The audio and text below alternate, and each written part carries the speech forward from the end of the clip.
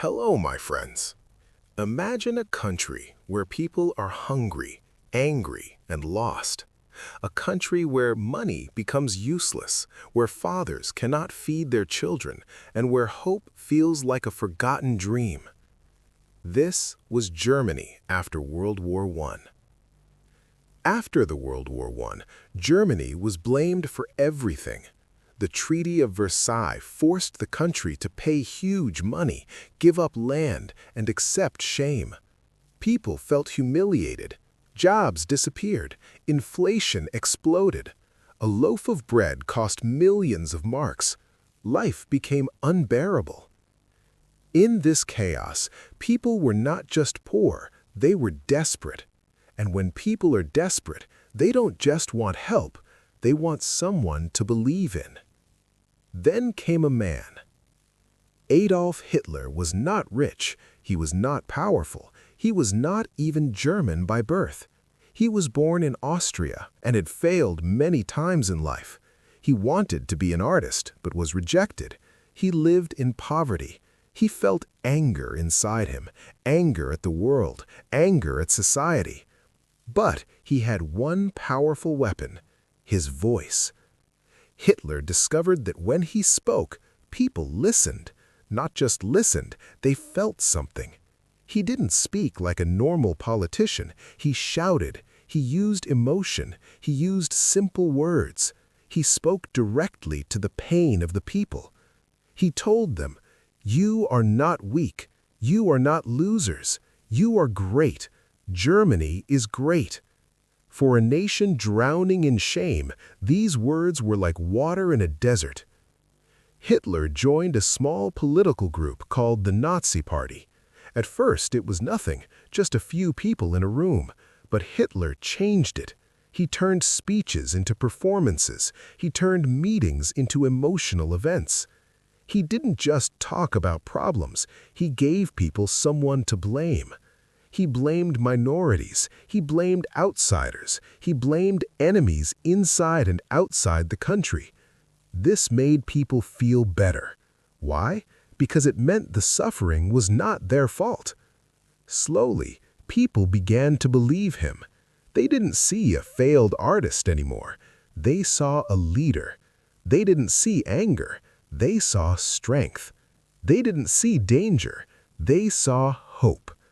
And this was the beginning of something very dangerous. Because sometimes the most dangerous leaders are not the ones who force people, but the ones who make people believe. Hitler understood something very important about humans. People don't always follow facts. They follow feelings. When Adolf Hitler stood in front of a crowd, he didn't speak like a teacher. He spoke like a man on fire. His speeches started slowly, calmly, then became louder, stronger, more emotional. He used repetition again and again. Germany will rise. Germany will rise. Germany will rise. And slowly, people started to believe it. He also understood the power of symbols. The Nazi flag, the uniforms, the marches. Everything was designed to create unity and power. When people saw thousands of others wearing the same symbol, they felt part of something bigger. It was not just politics anymore. It felt like a movement, almost like a religion. Behind this machine was another important man, Joseph Goebbels. Goebbels controlled the media. Newspapers, radio, posters, films, everything spread the same message. Hitler was shown as a hero, a savior, a man sent to fix Germany. If people heard something different, it was quickly silenced. The truth slowly disappeared. Hitler also used fear, not just open fear, but silent fear. People who spoke against him were watched. Some disappeared. Others were arrested. So people stopped asking questions. And when people stop asking questions, they start accepting anything. The Great Depression made things even worse. Millions lost jobs, businesses collapsed, fear spread everywhere. And Hitler used this moment perfectly. He promised jobs, he promised strength, he promised pride. Most importantly, he promised change. In 1933, something unbelievable happened. Hitler became the Chancellor of Germany. Many people thought, he will help us, he will fix everything, he is the answer. But they did not realize one thing. He was not just entering power, he was preparing to take complete control. And the scariest part? He didn't force his way in. The people welcomed him. Once Adolf Hitler gained power, he did not destroy democracy in one day. No, he was smarter than that. He did it slowly, step by step. First came the Reichstag fire. The German parliament building burned down. It shocked the nation. Hitler used this event to create fear. He said enemies were trying to destroy Germany. He said strong action was needed. And people believed him. Soon after, new laws were passed. These laws allowed the government to arrest people without trial. Freedom of speech disappeared. Freedom of press disappeared. But many people did not protest. Why? Because they were afraid, and because they thought, this is temporary. Then came the Enabling Act. This law gave Hitler almost unlimited power. He could make decisions without parliament, without checks, without limits. Germany was no longer a democracy. It was now a dictatorship.